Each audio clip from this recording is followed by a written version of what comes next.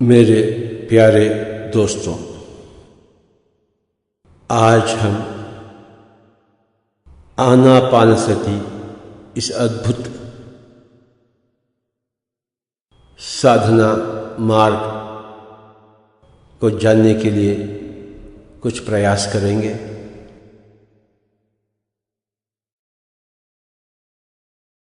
आनापानसति नामक यह शब्द पाली भाषा से संबंधित है। इस शब्द का प्रयोग श्री गौतम बुद्ध ने लगभग 2500 वर्ष पहले किए। आन का अर्थ उच्छ्वास, अपान का अर्थ निश्वास और सति का अर्थ मिले रहे, बने रहना। तो हो गया है आनापानसति का पूर्ण अर्थ अपनी ही सांस से मिलकर रहना अथवा सांस पर ध्यान देना। आनापानसति का यह अभ्यास सारे ऋषि, सभी प्रकार के योगियों ने मिलकर प्रदान किया। यह एक अद्भुत वरदान है। श्री गौतम बुद्ध कहते हैं कि श्री गौतम बुद्ध कहते हैं कि ध्यान की बहुत सी पद्धतियां नहीं हैं, बल्कि एक ही एक पद्धति सही है, नाम आनापानसति है। आनापानसति अभ्यास की विधि इस प्रकार है। आराम से बैठे, दोनों पैर बांध कर रखें, दोनों हाथ की उंगलियां मिलाकर अपने दिमाग में किसी भी प्रकार का विचार आने न दें। अपना पूरा ध्यान सांस की गति पर ही रखें।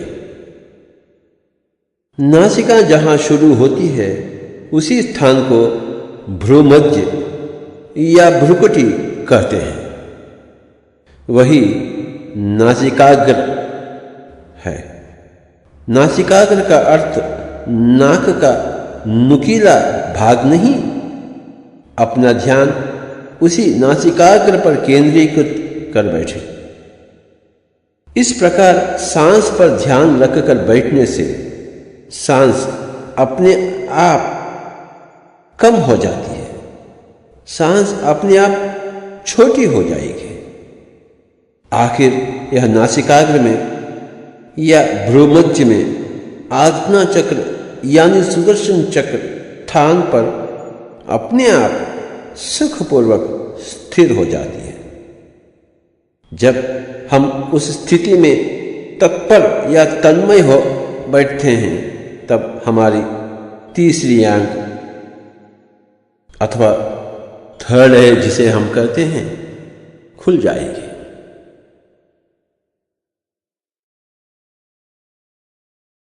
तीसरी आंख खुलने में जो विस्फोट होता है उसी को विपस्सना कहते हैं। संस्कृत भाषा में पश्यति का अर्थ देखना और वि का अर्थ विशेष रूपी।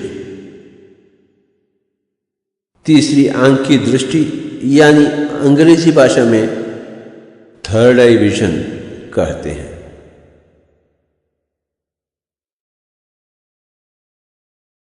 इसलिए आनापानसति विपस्सना दशा को हम हर दिन अभ्यास करना चाहिए। इस प्रकार के अभ्यास से सभी लोगों का ध्यान प्राप्त कर सकते हैं। उन लोगों से संबंधित आत्मज्ञान, विज्ञान प्राप्त कर सकते हैं। इससे संपूर्ण रूपी बहिर्मुखी विकास कर सकते हैं। इस प्रकार के इस ध्यान को कहीं भी बैठकर कर सकते हैं दोस्तों, चटाई पर या बिना चटाई के कहीं भी बैठकर कर सकते हैं। अपने पैर फैलाकर भी बैठ सकते हैं। यदि कुर्सी पर बैठे तो अपने पैर क्रॉस कर बैठें, दोनों हाथों की उंगलियों को मिलाकर बैठें। जो बैठ नहीं सकते हैं, जो बूढ़े होते हैं, ऐसे व्यक्ति लेटकर भी अभ्यास कर सकते हैं। जो अच्छी तरह बैठ सकते हैं, जो स्वस्थ हैं, वे जरूरन बैठकर ही ध्यान का अभ्यास करें। शुरू में अंधेरे कमरे में बैठकर ध्यान करें। आनापानसति अभ्यास से पहले आधा लोटा पानी पी लें, बाकी आधा लोटा पानी अभ्यास के बाद पी लें। अभ्यास पूरा होने के बाद अपने दोनों हाथ दोनों आंखों पर रखकर धीरे धीरे आंखें खोलें। आनापानसति अभ्यास करते समय जहां तक हो सके वहां तक कमरे को अंधेरा बना लें। सामूहिक ध्यान से 3 गुना शक्ति प्राप्त होती है। बचपन से ही आनापानसति अभ्यास शुरू करवाना अच्छा है। हर दिन हमें आनापानसति का अभ्यास कितने समय तक करना चाहिए? कम से कम जितनी उम्र आपकी उतने मिनट अभ्यास करें। उदाहरण के लिए, जिनकी उम्र 10 साल हो उनको 10 मिनट, जिनकी उम्र 20 साल हो तो 20 मिनट, जिनकी उम्र 30 साल हो तो 30 मिनट ध्यान में बैठे रहें। इस प्रकार ध्यान अभ्यास की आदत बनाते हुए समय को और बढ़ाते रहें। जिस तरह चूल्हे पर चावल चढ़ाकर रखने के बाद खाना बनने में समय लगता है, ठीक उसी तरह हमको भी आनापानसति नामक इस चूल्हे पर ध्यानी बनने के लिए समय अवश्य लगेगा। अगर आपके पास और समय बचा हुआ है तो इसी अभ्यास में लगाइए। आराम से सुखासन में बैठिए, आंखें बंद कर लीजिए। कहीं भी बैठकर अपनी सांस पर ध्यान रख लेने की आदत बना लीजिए। 1 मिनट भी व्यर्थ न करें। जितना समय ध्यान में बैठ सकते हैं उतना समय ध्यान का अभ्यास करते रहें। रात में सोते समय या सो जाने से पहले हर व्यक्ति को जरूर सांस पर ध्यान रखकर आनापानसति का अभ्यास करते हुए सो जाएं तो सारी नींद योग निद्रा बनेगी। हर दिन नींद का स्वागत आनापानसति से ही करें। मेरे प्यारे दोस्तों, ध्यान विज्ञान शास्त्र में 3 विषय हैं। एक तो आनापानसति, दूसरा कायानुपस्सन और तीसरा विपस्सना। आनापानसति के अभ्यास में भौतिक रूप जन्म लेगा, यानी नाड़ी मंडल की शुद्धि होगी। शरीर में प्राण संचार की गतियों को हम पहचान सकते हैं। कहीं दर्द आते रहते हैं, कहीं कहीं शक्ति का संचार होना भी हम जान सकते हैं। इसी को ही गौतम बुद्ध ने कायानुपस्सन कहा। इसका मतलब हमारे शरीर और नाड़ी मंडल में होने वाले परिवर्तन हम पहचान सकते हैं। हमारी नाड़ी मंडल में 72,000 नाड़ियां हैं। विशेष रूप से नाड़ी मंडल की शुद्धि होती है। नाड़ी का अर्थ ऊर्जा प्रवाह का माध्यम। इस प्रकार नस मंडल की शुद्धि होते समय जो दर्द बाधा अनुभूतियां हमें मिलती हैं उन्हीं को कायानुपस्सन कहते हैं। आनापानसति अभ्यास करते रहने से अधिक प्राण शक्ति हमारे अंदर प्रवेश करने लगती है। अशुद्ध नाड़ियां शुद्ध होने लगती हैं। उस समय हमारे अंदर होने वाली गतिविधियों को जान सकते हैं। इस प्रकार की गतिविधियों को ही कायानुपस्थन कहते हैं।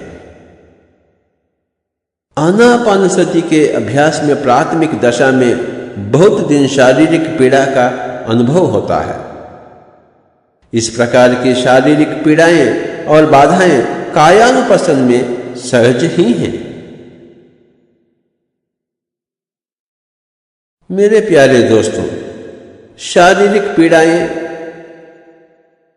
बाधाएं आदि कायानुपस्थन के द्वारा आने वाली बाधाएं ध्यानाभ्यास में भीतर डूबने से ही हम उनको दूर कर सकते हैं। ध्यान करते समय शरीर में दर्द हो जाने से बहुत से लोग ध्यान को छोड़ देते हैं, लेकिन ध्यान की गहराई में पहुंचते ही ये सारे दर्द दूर हो जाते हैं। यह बात बहुत से लोगों को मालूम नहीं। मेरे प्यारे दोस्तों, आनापानसति अभ्यास शुरू करने के बाद बहुत दर्द जरूर आएंगे।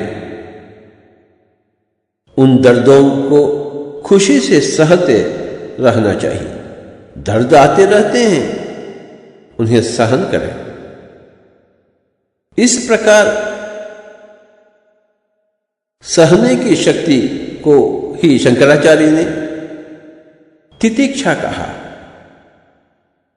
तितिक्षा का मतलब बाधाओं को सहनशीलता से अनुभव करना। जब हम ध्यान में बैठते हैं तो बहुत दर्द आते हैं। नस मंडल जितना अशुद्ध है, शुद्धि होते समय उतना ही दर्द हम अनुभव करते हैं। नाड़ी मंडल जितना अशुद्ध है, उतना ही दर्द हम शुद्ध करने की प्रक्रिया में अनुभव करेंगे। पिछले जन्मों में हमने योग अभ्यास न किया हो, ज्यादा पापी हों, तो इस जन्म में हम आनापानसति अभ्यास शुरू करते हैं। नसमंडल की शुद्धि होने के लिए ज्यादा से ज्यादा योग साधना में समय बिताना पड़ेगा। बहुत से घंटे कायानुपस्थना में यानी दूसरी दशा में ही बिताना है। बहुत सी बाधाओं का जरूर अनुभव करना है। इस प्रकार के कायानुपस्थन की दूसरी दशा में या नसमंडल शुद्धि के लिए कितना समय लगेगा? कुछ दिनों में, कुछ हफ्तों में, कुछ महीनों में या सालों तक भी हो सकता है। यह बात हमारे जन्मों के इतिहास से तोला जाता है। इसलिए पिछले जन्मों में हमने क्या किया, क्या नहीं किया, उसके हिसाब से इस जन्म में कायानुपस्थन की दशा कितनी होगी, कितनी नहीं होगी, हमें मालूम हो जाता है। लेकिन पिछले जन्मों में महान योग अभ्यासी को कायानुपस्थन नामक दूसरी दशा की जरूरत भी नहीं हो सकती है, अथवा हो भी तो बहुत कम हो सकती है। या आनापानसति शुरू करते ही तीसरी आंख खुलने की संभावना है, तुरंत विपश्यना दशा में प्रवेश कर सकते हैं। मेरे प्यारे दोस्तों, पिछले जन्मों का कर्म कैसा भी हो, इस जन्म में जितने दीक्षा से इस ध्यान का अभ्यास किया जाता है, उसके ऊपर ही फल आधारित होता है। ध्यान अभ्यास की दीक्षा लगन से करें तो 40 दिनों में किसी भी ध्यानी को कायानुपस्थन नाड़ी मंडल शुद्धि नामक यह दशा पूर्ण होकर विपश्यना दशा में तुरंत ही प्रवेश कर सकते हैं। 40 दिनों की दीक्षा को ही मंडल दीक्षा कहते हैं। इसे हनुमान चालीसा भी कहते हैं। हनुमान का अर्थ है श्वास का पुत्र बने, चालीसा का अर्थ है 40 दिन दीक्षा लगे हुए रहे। जीसस ने कहा कि आई फास्टेड फॉर 40 डेज। इसका मतलब जीसस ने 40 दिनों तक लगातार ध्यान किए हैं। उन्हीं की तरह हम भी दैव पुत्र बनने के लिए हमें भी लगातार ध्यान का अभ्यास जरूर करना चाहिए। 40 दिन इस मंडल दीक्षा में आनापानसति अभ्यास करें तो हर आदमी भी जरूर एक मास्टर बन जाएगा। पूर्णिमा की रात में ध्यान करने से अद्भुत अनुभव प्राप्त होते हैं। सामूहिक ध्यान से कुछ और अलग अनुभव होंगे। यहाँ आपके बीच में मास्टर्स बैठे रहते हैं। निश्चित रूप से आपका अनुभव भिन्न होगा। उस समय की ऊर्जा बहुत शक्तिशाली रूप से आकर शरीर और मन को खूब प्रभावित करेगी। पूर्णिमा के दिन आप बहुत आनंद पाएंगे।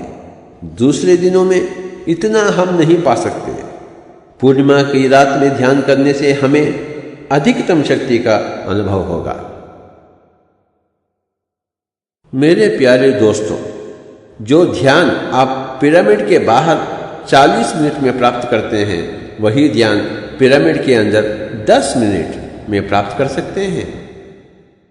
और एक बार हम सुन लेंगे मेरे प्यारे दोस्तों, आनापानसति का मतलब सुखमय प्राणायाम। हठयोग प्राणायाम में कुंभक रहता है।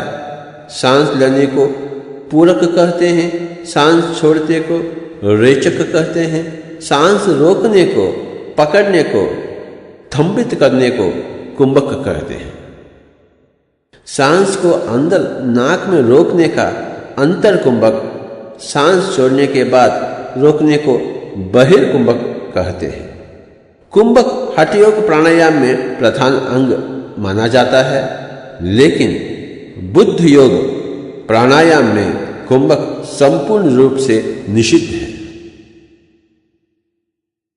इसलिए यह आनापानसति सुखमय प्राणायाम सिर्फ पूरक रेचक सहित कुंभक रहित प्रक्रिया है।